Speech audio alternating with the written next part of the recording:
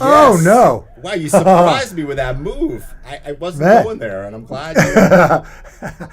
Michael, I'm glad to see, we never coordinate on this, explicitly or overtly, but we're in uniform tonight. Yes, that is the required T-shirt. I deviated from protocol for a couple of weeks. I fooled around a couple times myself, but, boom. Beer belly notwithstanding, it looks pretty great. Yeah. Yours is huge, man. I mean, God. and my belly is too. Hey, he's unstoppable. So, I don't want to make this too time-stamped for future viewers, but you live downtown Los Angeles, and it's, June 2020. What is up down there, man? Dude, how's it going? You know what? I'm in my own little enclave here. I was just talking about this, and it's just kind of really sheltered. I mean, it's not sheltered really, not literally, but it feels that way. But all you have to do is go down a few blocks, to where and actually I ran right into it the other day. Yeah. Just walking in Little Tokyo and found myself in the middle of a protest. How was the energy? Was it positive? It was. There was some anger, definitely. Yeah. Anger's okay if you're not destructive. Yeah, and there was some, there were a lot of police obviously standing by, and various degrees of tactical gear, and so there were a lot of expletives going towards the police officers from people, for sure. Wow. Yeah. Dig it. And so it was heavy energy, but it was really, I was happy to be a part of it, to be involved in it and to feel it. Yeah. Well, that's a whole nother podcast, whole nother concept, which I'm not afraid to get into on another occasion. You know what? And we're both going to be keeping it local tonight. So I have something I want to talk about, the local beer. Let's just bring local beer. This is a beer show, is it not? Yeah, a beer show. Very important beer. Okay. I have a daily affirmation here. Not one that I'm going to tell you something that's going to make you feel good, but it's a beer called Daily Affirmation. It's a Bohemian Pilsner made by Arts District Brewing, which is literally right around the corner. And it's a tasty, refreshing, kind of light, not a lot of hop content, but easy drinking, nice Pilsner, So that's like a Pilsner Urquell-ish. Yeah, so, I guess, right? But I would say it's but even a milder than a Pilsner Urquell. Yeah. Right. Summertime. Yeah, easy drinking, summertime. Yeah. Water. And have you had other? Have you? Oh, I got you. Yeah. Have you had other beers from that establishment? I have. It's been a while, so I don't want to comment about them now. I want to feel. I think that this one is kind of in recent memory, the one that I've tried. I also have to say, this is really interesting. I've been taking some CBD oil because I've had some back pain. And I got this CBD that's supposedly free of THC. And let me tell you, I took some about an hour ago. It is not free of THC. I just want to say for the record, I'm high as hell right now. I am. So, you got dosed. I did. I didn't plan on it. This stuff, I swear to God, I don't know what happened. Really, I didn't want to be high as hell for this, But I am. I'm just gonna go with it, okay? You gotta go with it, man. This makes this very special, man. That's hysterical. Wow. I'm gonna drink to that. Well, doesn't it make it more like a bus ride, like the back of a bus at about 4 a.m. on the way to like Des Moines, Iowa? It's kind of makes it even closer. Well, I would often be in that condition. Yeah, right. In that scenario, for sure. So, okay. Now, I don't want to get too lost down that rabbit hole. First, I want to hear about what you're drinking right now. Okay. I'm really into this because this is a brewery that's in Los Angeles, in Van Nuys, California. It's called McLeod Brewing, and they specialize in British-style beers with an American influence. And what they do, which really locked me in with them, they haven't been able to do these since the whole closure, but they're about to reopen and start making their cask ales. Their cask condition ales. Not to get too deep into it, but I'm drooling over here. I'm drooling. I know, man. I know. But just for those of you who don't know, it's when you carbonate a beer, it's usually CO2. That oftentimes they'll have to inject that into the process, but it happens naturally through fermentation. So if you just put yeast and water and barley into a barrel and let it go, it will produce a certain amount of natural carbonation. Yeah. And that's what happens, man. If you get the balance right, and then you pull it out of there without adding any carbonation, it's smooth like silk. Yes. And it's hard to find. It's first of all, it's time consuming. It's more expensive. There's not a huge demand for this stuff because people don't know how great it is. But that's what they do this at McLeod's, and I can't wait till they ramp that back up. They didn't have that available yet. Maybe next week they're going to start making some of the cask ales. That's amazing. It's like a classic kind of old school, like really niche thing. It's like being a specialist in the music of Bach on piano or something. It's just kind of it's like a kind of outdated.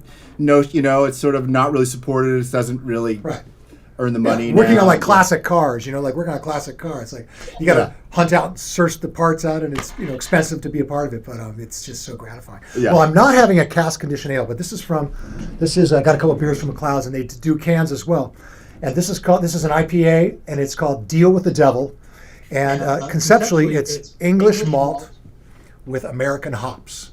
And so it's love it. In my mind, I sort of differentiate with IPAs. There's three categories. Like there's American IPA, then there's like English IPA, and then there's East Coast American IPA. Well, wait, East Coast, right? The East Coast, the hazy, the West Coast, more bitter, more hops. Right.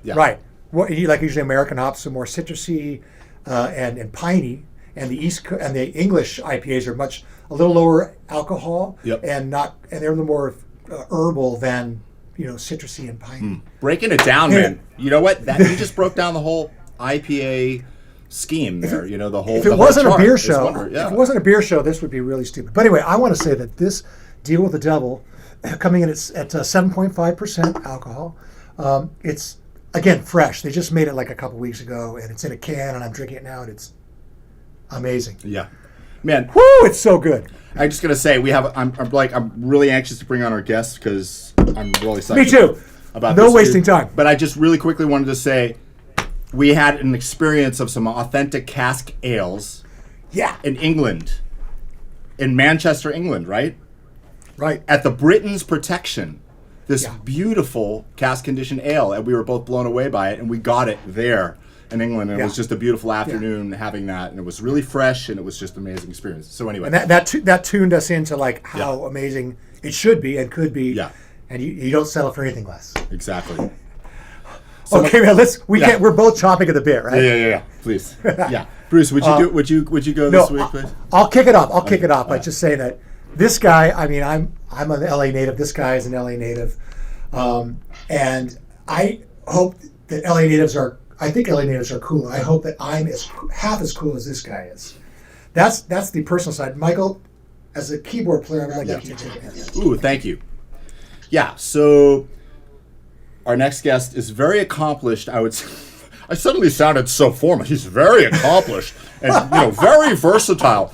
He easily handles every style thrown at him, whether it be jazz, fusion, funk, the occasional classical scoring cue in a big-time Hollywood studio. Perhaps some country music, honky-tonk piano you'd like, huh? Or how about some funky clavinet for your next project? Okay? Well, all those things and more. He's the keyboardist in the house band on the Jimmy Kimmel live show and has been he's going to tell us exactly how many years. I know it's way more than 10. He's going to tell us the exact number soon. And a first call, amazing session touring guy, and also an amazing guy too, who I love hanging out with and talking to, Mr. Jeff Babko. Yeah. Woo! Bring him on! Yeah! I'm going to isolate that audio and put it on my website. If you and of course I'm going to pitch it down a little bit because he can play it old stuff. I love that. Do you mind? You don't mind, do you? Dude, not for royalty free. No, yeah, for a small price. For a small price, man. Thank you. Wow, what a love letter. I'm honored. Yeah, man. True, every last bit of it.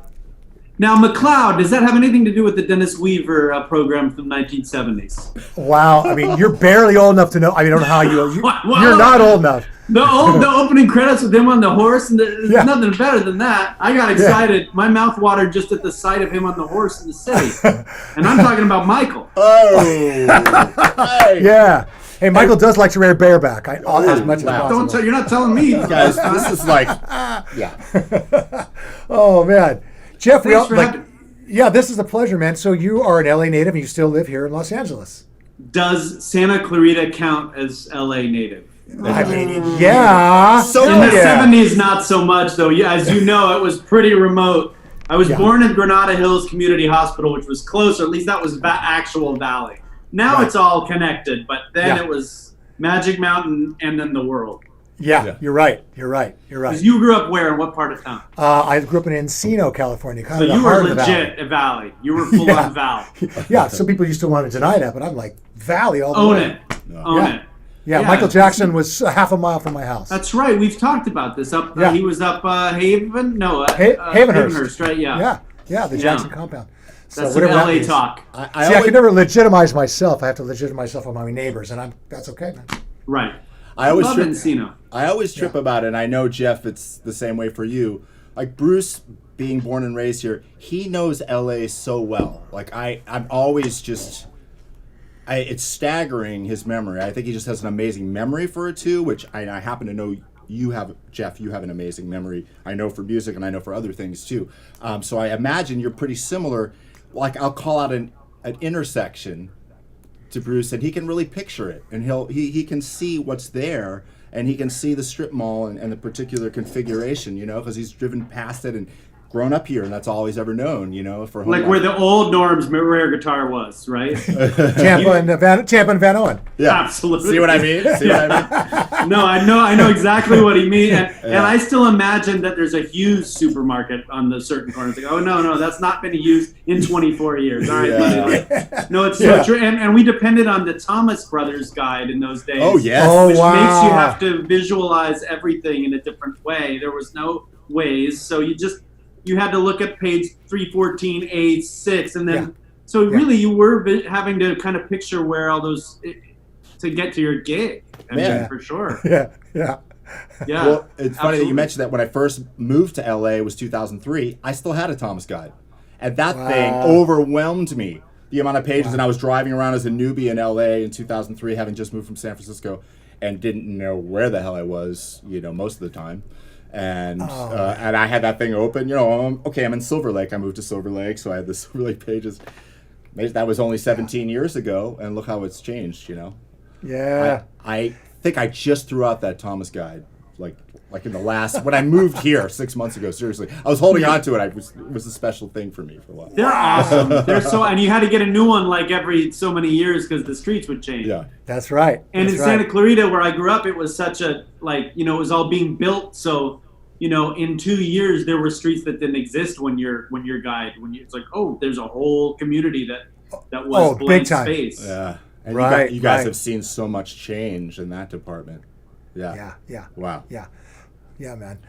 Jeff, tell me what was the name of your first band in high school? My first rock band, like being in a band, or not like the marching band. We don't want No, not much. No, not the brass. We'll get to the brass later, but rock band. Oh God, that's a great question. Oh, I was in a band. They were really cool. So there was one guy that was just out of high school when I was in junior high, right? So I'm in 8th grade. That was when high school was 9 through 12. I'm in 8th grade in junior high, and this guy, Joel Justice, which is a great rock and roll name. His actual name, JJ. Joel Justice. Wow. His actual name, he had a white Strat, rad dude, wore makeup to school. Everyone's like, Wow. this guy, he had full, bleached blonde hair. And I love this guy. He's rad dude. I was in touch with him probably up till 10, the last I was on Facebook was 12 years ago or something. So if I saw him now, we'd still be pals. He was an awesome dude. He was way ahead of his time. He was super into post-punk British stuff. So he was really a David Sylvian Japan guy. Cure a little bit, Bowie for sure, that stuff. So, which I was listening to as well, but he really took me down the deep, even to Cocteau Twins, and we're getting into Cocteau Twins. Love but they it. poached me in 8th grade, and they all had a vibe. Tim Barnett was the bass player, played a fretless bass. He wanted to be Mick Karn from Japan.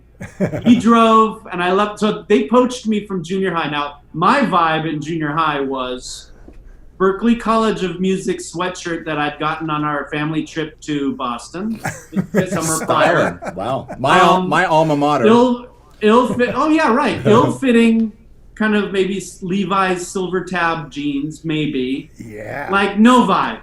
These guys have full vibe, like vibed out. And they poached me just because I had a synth. I had at that point I think a JX8P rolling. Oh yeah. Oh, I had one of those. I can play buttons synth. right there. You can just push. Yeah. You don't need the sliders. You got buttons. Right. Yeah. Right. Plastic kind of like overlay Totally. vibe. Yep. You could get the programmer for it, but I wasn't having that in 85. Yeah. Or 84, whatever. And they poached me, so I had the JX8P, and they were called at that point, I believe, This Room Civilized. Oh, wow. And then they became Godspeed for a moment. Oh, and that's better. It was better. This Room Civilized, we played I think one backyard party in like off the 210, like Latuna Canyon vibe. Sure. Oh, yeah. Sure. And one downtown party near you, Michael. Nice. Like upstairs and down. Now remember, downtown 85, very different. There's devoid of hip. It's like no Dorothy vibe. Chandler Pavilion, USC. Arco building, and yeah, Bonaventure, and don't go nowhere else. Yeah. Like you're not Yeah. But there was like a underground, like invitation only party upstairs from a clothier's, like a suit maker.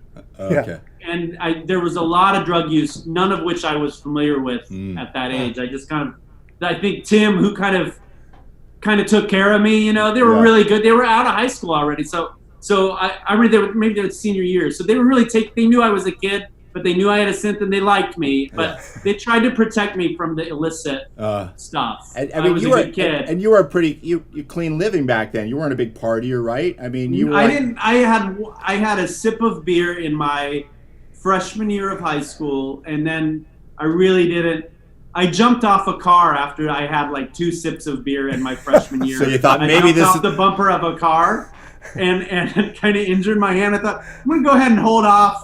And it wasn't the beer. It was just me thinking, I'm drunk now. So I just thought, I was supercharged by the idea of it. Yeah. And I thought, I'm going to go ahead and pause on that until I feel more ready for that kind of action. Well, I was real clean for sure. Yeah. And Tim's gift, he had a Violent Femmes bumper sticker on a Toyota Tercel, like an 82 Tercel, stick shift, right? And he could eat a Big Mac, smoke a cigarette, and drive us to rehearsal with the stick shift. And I always thought, I don't know how you do any of that, but he was so cool. Doing it all together. And cassette going. So that was my first band. This Room Civilized. Wow. Like 3 gigs. Wow. And one of the gigs, and Bruce, you may remember this. Do you remember at the Fashion Square in Sherman Oaks? Oh, wow. The Macy's, there was a Macy's at the end, which then might have been like Broadway or something. I don't know but they had a tea room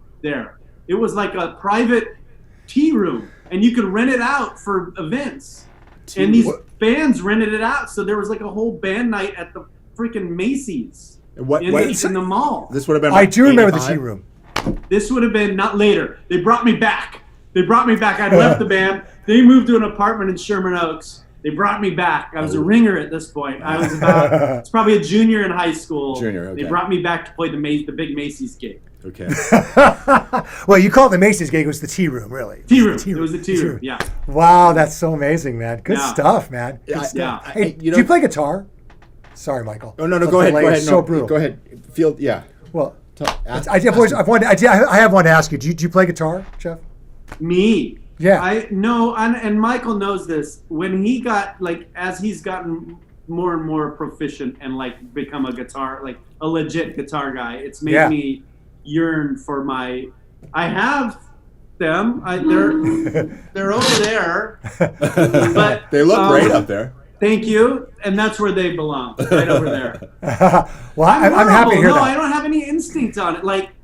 As soon as it doesn't even the action of it, it just and I really want to be. I have a few, and I plunk out things on Pro Tools and make it okay, but Oh, no, well, that's cool. So you do that a little bit. Cool. A little bit. Yeah. I'll bet he's way better than he sang. But you know what? Oh, but he plays trombone too. Yes, Why brass. put that out in the public? Why have to share that with, I would with the Rocky League? Dude, come on. I mean, a trombone cue, like I need, every once in a while. See, I don't need a lot of notes from trombone, but I do need a long, sustained one in a low register, soaked in reverb. That's sexy. No one has ever said I need a lot of notes from a trombone. Oh, right. And again, yeah, I wasn't one of them either. Yeah, I don't need a lot yet. I don't need a blistering trombone solo. I don't need that in my life. I'll say it right here. You and the world. No offense. No offense. No. Puts the blister in blistering. Jeff, if you're going to whip out a trombone at the Baked Potato in a legendary venue in Los Angeles, you're going to have to be held accountable for that, and it's awesome. I did. I forgot I had it at that gig that you were at. I brought it as because Bissonette plays trumpet, so we played horrible Christmas carols. That was the gag. He plays trumpet. I didn't know that. Oh, that's amazing. Yeah, he has. Greg. And Greg. Greg. Okay. I play worse trumpet than he does. Yeah. I have a trumpet. You have a trumpet. And that's one that I can play like a couple notes for a thing. Like I'll get him and put a harmon mute in. That's fine for a moment. Like I know the fingerings. But so Greg and I would do a Christmas carol. It was December. And I know that he's got 3 bars of chops. So you got to keep it. You got to keep it tight. But that made it all the more charming. It was fun. One of the best drummers in the world whipping out a trumpet at the Baked Potato. Was Steve Lukather, wasn't that who that was with? Correct. Yeah, that was a spectacular night. I'm glad I was there. Now, is this a weird time? I was embarrassed. I didn't wear my readers when Michael invited me to the show, and I read it, and I swore. I didn't have my reader. It said very important beans. Now, am I mistaken? It's the same number. No one else has beans. Well, you know what? There should be a very important bean show, because I'm sure there's some great beans that are. Now let me explain some about these beans. They were brewed. I got no material, but I will eat beans, and if I can get my bell for every time I eat the beans, I'd appreciate it. Yes. Where's that damn bell? I need that confounded bell. Get it in post. So listen, that you can't learn that kind of comedy or timing or instinct. You can't learn that.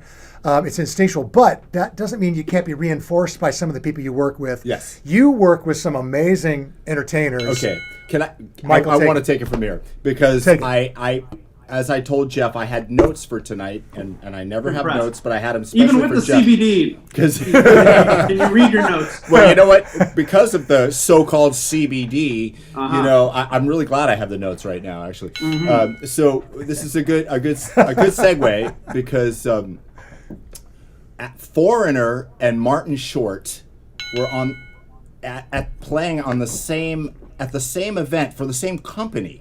Right? Is that correct? Is that correct? Yeah. We were early in the event. It was in Orlando. I've run into you twice in Orlando, right? Yep. But the first one we were just in town at the same time. That was at the Gaylord Hotel, right?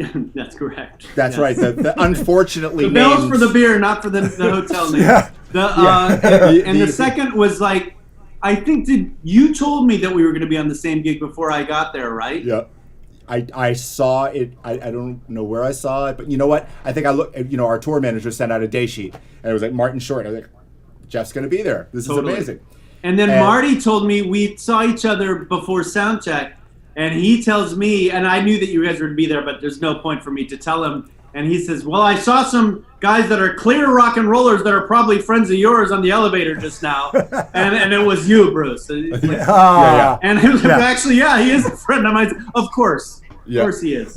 Well, at that point, he was still impressed because he thought he was riding the elevator with Brian May, So, but I'll take it. Yeah. If that impresses Marty Short, I'm good. Yeah. Go ahead, Michael. No, I was going to say that, and a lot of our viewers wouldn't know that Jeff plays piano for Martin's act, and when Martin's out on tour, and you've been doing that for how many years? For 21 years. Jesus. Well, we've been on the road. We started working together August of '99, and we started doing dates probably 2001. So we've been doing live dates 19 years, I guess. Yeah. So you've been working together 21. Yeah. And there's a Netflix special that you're in with Steve Martin, right? Thank you so much. I'm going to hold for applause. Yeah, there's a Netflix special indeed, and yes, that's right. That we shot a few years ago. It's been out maybe 2 years. Yeah. Wonderful. With Yeah. Steve Martin and Martin Short. Yep. I saw a good part of it. A good. Yeah. You know, I didn't quite make it through all of it, man, but it was really good. The part that I saw. Thanks. No, it was amazing. I didn't either. No, it was great. Yeah, so we had this night. Okay, so surprise, surprise. After both of our performances were done, Bruce and I ended up going out for beers after. You know, I know that'll shock all of you to hear that. Weird. And we knew that Jeff would probably be hanging as well, and we had been in touch. And Yep. not only was Jeff hanging, but Martin was hanging, and we all Marty ended and up, it's always those gigs, those corporate gigs are usually, as you guys know, no offense to any clients or, but really it's about the hang. Like the gig is the gig, and it's what it is, and they're fun, but you get to hang at some posh place, and as with anybody, I mean, as with the two of you, Marty and I, it's always about the hang, and we're so thankful to have one another at those things. Even if it's a stiffer crowd that's a little less, giving with their love of the entertainment, the hang is always fine. So yeah, we always look forward to a hang, and you guys are in the same boat. Yeah. So that night, there was a joke that was floating around, and Jeff, do you remember what that joke was? I do. I don't remember a lot for that night. Well, it's a classic. The beans were strong that night. It did get. Where's that bell? I need that bean bell. God damn it! He's got to eat it. Take a I bite. need it. Yeah, I got you. The bean bell. The bean bell. But he referenced it. I think we should have a bell even when he references it. Yeah. Anyway, so we're all hanging out we were out on the balcony. We were out on the terrace and we were having drinks, and I remember Marty definitely had a few that night. He was buzzed. For sure. Oh yeah. He was as they say in Boston, partying. I think we were all partying. And so the joke goes like this. Jeff, what's the hardest part about being a keyboard player? I don't remember the joke. I'm horrible. Are you setting me up because I don't have. Wow. What am I supposed to? You know the punchline, so please. Yeah. Having to tell your parents you're gay. That's amazing. So this is, in certain circles this wouldn't go really over good. as well, but yeah. That's good. I don't even remember it now, and it's so good. But I've been with him a lot more, so I've heard the material. Yeah, I've heard. That was your one night, and you got the one. Yeah, I got my one joke. That's pretty much the only joke. No, that's I know, great. actually. That's all you need. That's a good one. Yeah, as a keyboard player, I mean, what else you need? But the thing that was also equally amazing, or even more funny than that joke, was the fact that Marty was not feeling it at all. He didn't think it was funny. He stood for it. Was like, still not funny. And I have a video, and maybe we'll fly this in a post of us telling Marty the joke, and him just deadpan. He's like, no. I'm not having it. He wasn't having it. As hammered as he was, and still wasn't. He wasn't having it. He's a tough. He's not. He's a great hang, though. Will you agree? He's a good. It's like, for absolutely. sure. The hang is. It's one of us, and I've told him. I wonder if you guys agree, but because so many musicians watched SCTV or certain movies, and just I feel like our humor, there are intersections in our hang place, which is just a loose for anything, take the moment and run with it, and musicians and he always get along. Well, I think that there is a thing, we're not professional comedians, but we all love humor as musicians, right? I mean, humor is so much a part of music, right? I mean, it's just wit. Yeah, like using your improvisation, right? Yeah, we love to improvise. All three of us here, I know for a fact, love to improvise. So there's a lot of improvisation and humor. It's Hey, can I hijack this at this point, because that's such a great stepping off point too. So Jeff, listen, man. Like I said, there's so much content of you on the internet, but I did look a little bit, and I wanted to find something that I thought was cool that would represent in 2 clips how one could see how diverse of a player and musician and artist you are. So let's look at this first one from the Baked Potato in LA with a band that I'm sure you're proud of. Ooh, I wonder.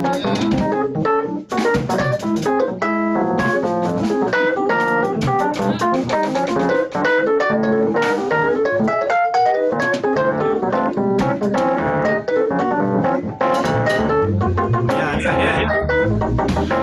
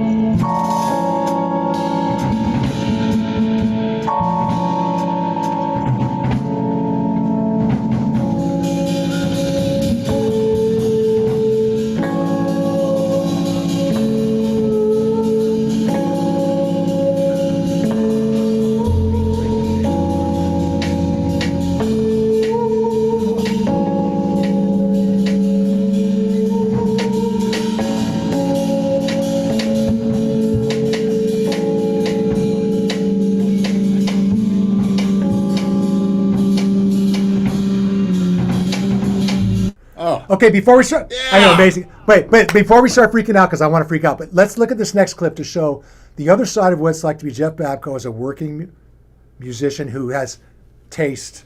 And That clip's not going to represent that. no. Here's the other side. Here's the other side of what it means to make a living as a great keyboard player, like you and Michael both are. Next clip. You know exactly what this is. Very purple room.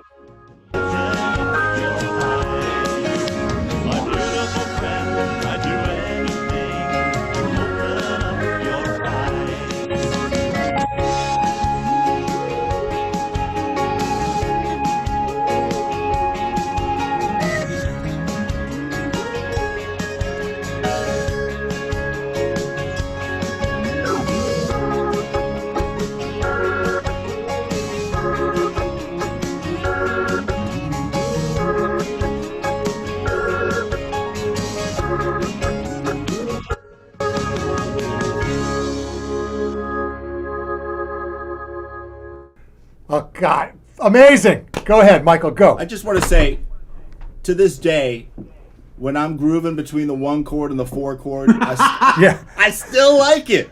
I'm Yeah. thankful for that, and I think that thankful you too. do too.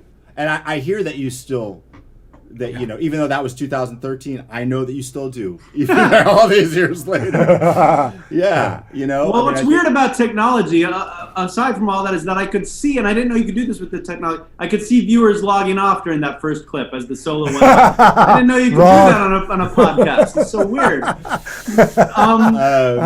I saw it at the gig, too, but you couldn't see that. But they Thankfully, that was came out of back. frame. They came back for the second clip. That's right. Ooh, That something 1 nice. to 4, that 1 chord to the 4 chord, really, I don't know what it is. I don't know. Yeah, I don't know what it's Studio City Sound, Tom Weir. Yeah, baby. Shout out Yeah, to my Tom man Weir. Tom, right? Right. But like, dude, like it's like one note on the Hammond organ, and it's just to embrace that and to feel it. The Like, you're tonic, not feeling the root note. Yeah. What else you need, man? Fucking root You note. find that one thing that glues it all together and maybe lifts it on the fade, and maybe they'll let the fade ride a little longer. You know, it feels Right. so good. Let's let that go another 4 Yeah. bars.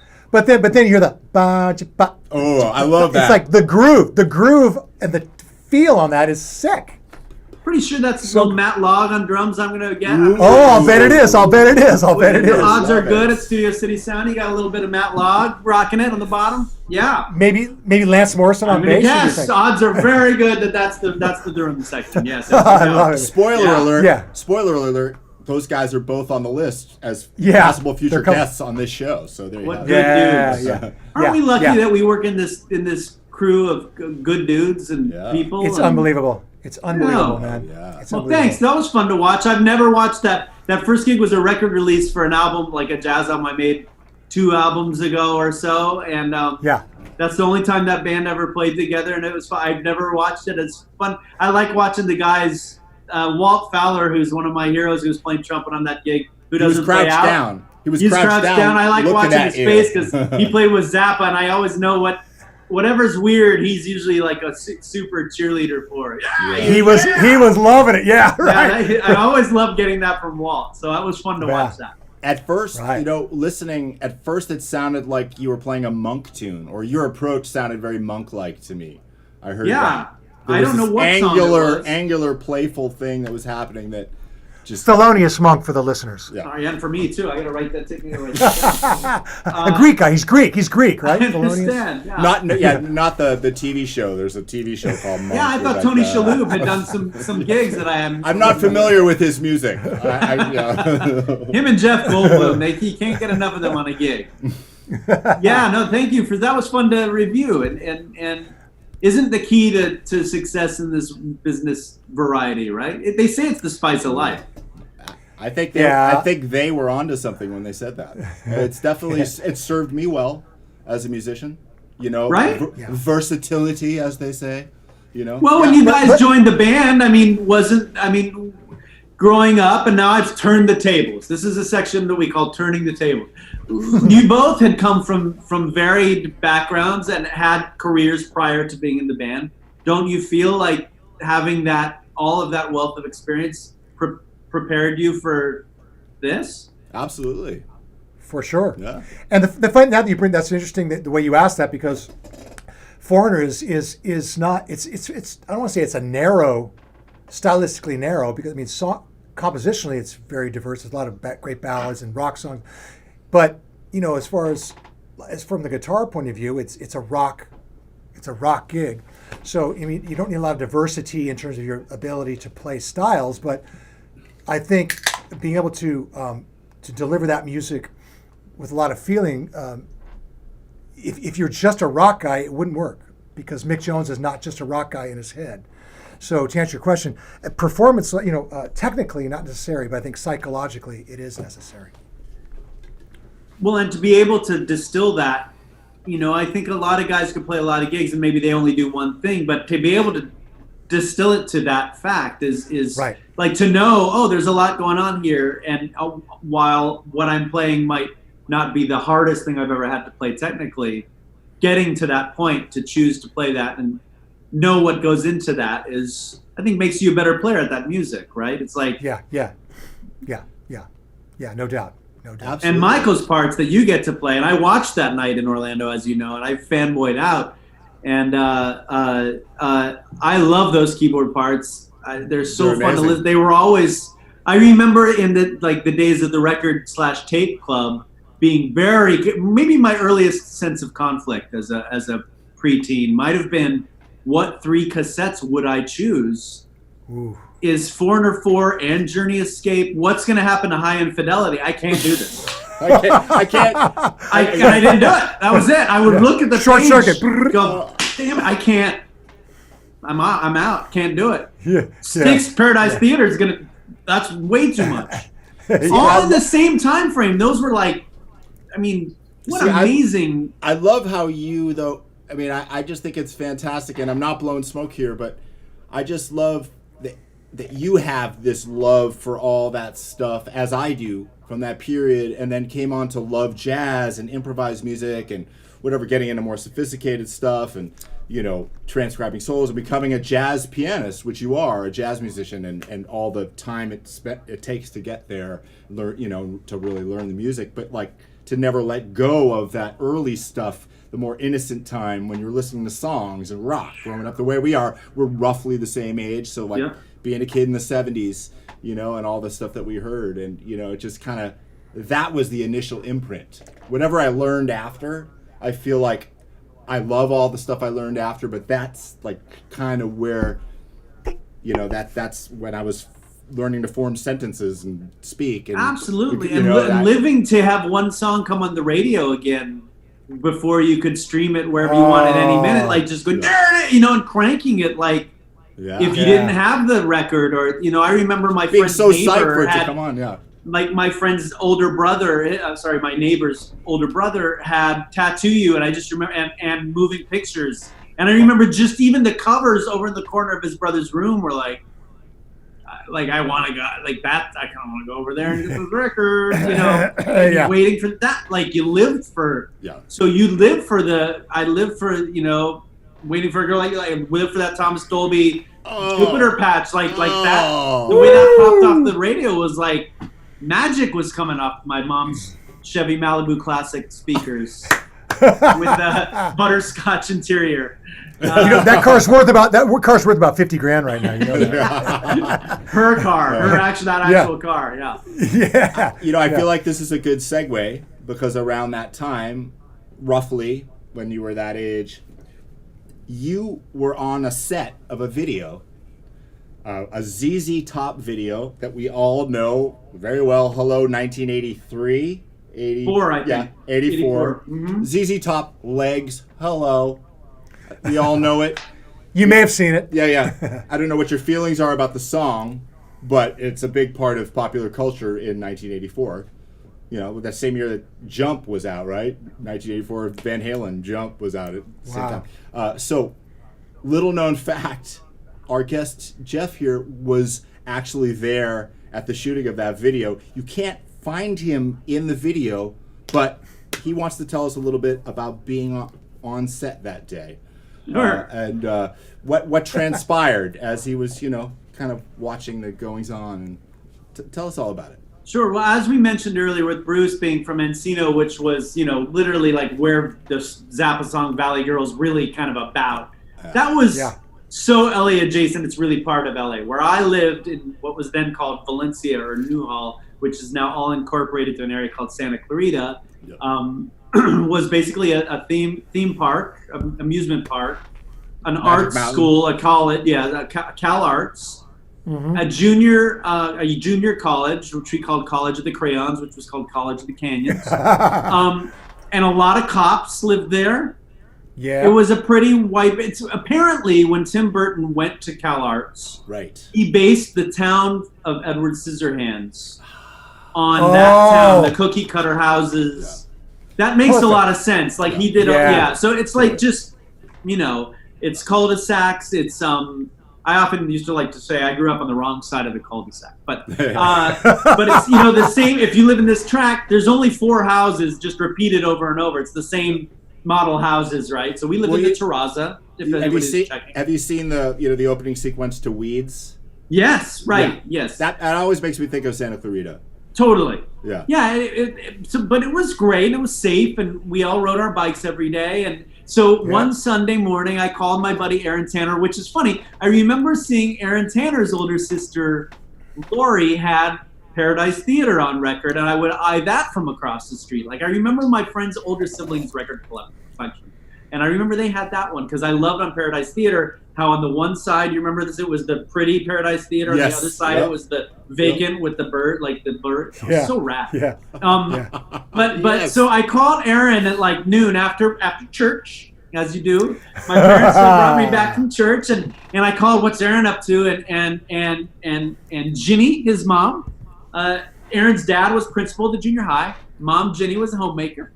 And Ginny said, "Oh, Aaron's over at some video shoot. We did not grow up in Mobile, Alabama. I don't know why she has an accent, but she said he's at some video shoot. He rode his bike over to see some video shoot. The ZZ Tops. The ZZ Tops. Oh, wow. Which ties into something with you, which I won't bring up. But the ZZ Tops. I know where you're going with that. Yeah, I'm not going there. I just stopped. The ZZ Tops. They're over at the Orchard Village. I know. So as a Mom, I'm getting on the Nishiki, my bike at the time. I'm riding over to Orchard Village. You're 12 years old, right? 12. Yep. Riding right over. There's just, and Mom said, remember, we're going to Grandma's at 6. No problem. I'll be back at 6. I rode over, and I just sat on my bike with Aaron Tanner, and I remember watching them take the feather guitars out of the cases. I remember seeing Billy Gibbons, Dusty Hill, and Frank Beard emerge from the trailer. Get there. I remember they were shooting in the shoe store for a while. We were all trying to see in, but it was mostly lights. I remember the girls coming out, and what I told Michael earlier, the girls at some point there was an alley behind the stores, right? And I remember the kids were cute, the 12-year-old kid, and they motioned for me over, and the girls, the ZZ Top girls, allowed me to sit in the ZZ Top car. They showed me the Unreal. I told my that's the day I became a man. Oh. They 'Cause you were were cute. kind of fawning over you, right? It's like, Yeah, look at this yeah. kid, They he's thought the so cute kid, like Yeah. and I thought more things. I thought first some of my first adult thoughts were formed that day, and I stayed until I had to like ride my bike home at 5:30 because we had to go to Grandma's house, and I missed some of it, but I saw them lip sync 30 times to the song, and I saw them act. And Wow. it was awesome. Wow. It was awesome. Wow. And that's the other thing about growing up there, which was really removed from LA, but it looked like there was a lot of like Indian Dunes. Do you remember that was like a BMX racing place? Dude. So Yeah, I remember dude, yeah. on our way to the beach once, like with my mom, I couldn't drive yet. We were on our way to the beach. We drive by Indian Dunes. There was a big all this commotion, and we drove back, and there were suddenly police helicopters, and we were used to seeing filming. And it's the day that Vic Morrow helicopter crash was at Twilight. Like this stuff was just part of my life, like weird movie and if you saw the A-Team band at the AM/PM, they're shooting the A-Team. So you call your friends and everyone rides our bikes over, and Love it. I'd meet Mr. T and Murdoch, and Yes. I'd see the kit car. Okay, right up to COC, and let's go watch some films. So it was part of my after school activities. They shot Greatest American Hero at the high school, so it was it was pretty much part of life. But the ZZ Top was definitely the coolest day. That's I mean, as far as life in LA, that's reminds me of the fact that I worked at Gelson's Market, which was on the corner. I was a box boy. Havenhurst, right? Yeah, if you come in there, I would have bagged your groceries wherever you were. I promise. It was right down the street from the Jackson's house. And Michael never came in, but I bagged groceries for Jermaine, T, all of them. But also, how are those beans, by the way? They're really great. Are they cold? Getting there. My wife, who's English, said, "You can eat them cold." And I said, "I did not. No, I did not know that. But that sounds gross." You can, but you shouldn't. Well, I mean, you can eat anything cold. Okay, speaking of English, though, when I was a box boy at Gelson's, Bo Derek, I mean, many people came in there working in Los Angeles, but the highlight was this gigantic black Rolls Royce pulls up. This is like in the late 70s. I'm a little older than you, Jeff. It's all right. This dude gets out, runs in himself alone. I can't remember what he bought, and I didn't really, when he was running in, I saw him come in. It was kind of kooky. Something was weird about it. He split, and the black roller pulls out of the parking lot, and then I came to find out 5 minutes later it was Keith Moon. Oh! Keith Moon rolled into Gelson's in Encino, California, probably bought a bottle of something and split. And you were playing already, right? You're already playing. You would have barely. Yeah. I mean, barely. I would have freaked out. Sure, I would have freaked out. You know, Who's next was already out. So. That's such an amazing. That's there's a tie in there, and I was just thinking this, and I didn't say it. That Jeff's beans behind. That's right. The Who, right? The Who. There's that famous absolutely. album. There's that album cover. And Bruce said Keith Moon, so there's something. He would have been in the beans. Yes, exactly. He's just like he's in a bathtub full of beans. He's not in here. Yeah, or he's in the jar. It's Yeah, absolutely right. Crazy how that all came Michael together. bringing it all together. That is some pro. That's somebody that took some notes. Yeah, or copious amount of CBD before.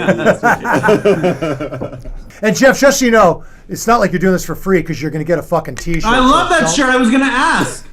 Don't trip. Like, it's not like you're doing this for free. I love that. That's all I'd ever want. I think we need to have another episode with Jeff. I think we probably should. So I'll come back sometime. Double down on this. Okay. Yeah, if you're up for it. If you're up for it. Yeah, if you got enough beans, man. If you can stack up on the beans. Oh, I got more beans in the house. Yeah, I got more beans. Yeah, we're good. Yeah. Okay. Ladies and gentlemen, Jeff Babko. Thank you, Jeff my brother. Babko. We'll see you soon. We love you. We'll do this again. We'll do this again. Babko. We'll do it again. Yes.